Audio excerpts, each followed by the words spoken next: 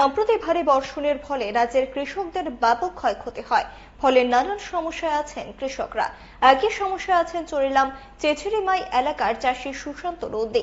তার দাবি, বন্যায় 4 লক্ষাধিক টাকার ফসল বন্যার জলে নষ্ট হয়ে যায়, ফলে হতাশায় আছেন ক্ষতিগ্রস্ত চাষি। বৃহস্পতিবার সংবাদ মাধ্যমের মুখোমুখি হয়ে সরকারি সাহায্যের আর্জি জানান সুশান্ত নন্দী।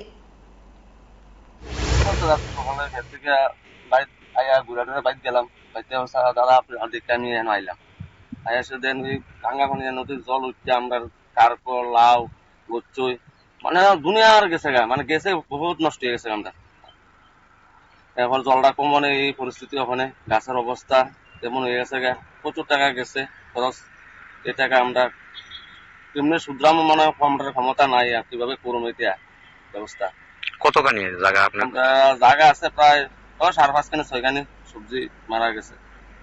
কম করে তো ক্ষতি হয়েছে না, করে 4 লাখ টাকার উপরে ক্ষতি হয়েছে। এখন যদি সরকারে যদি আমরা যদি আর্থিক সাহায্য করে আমরা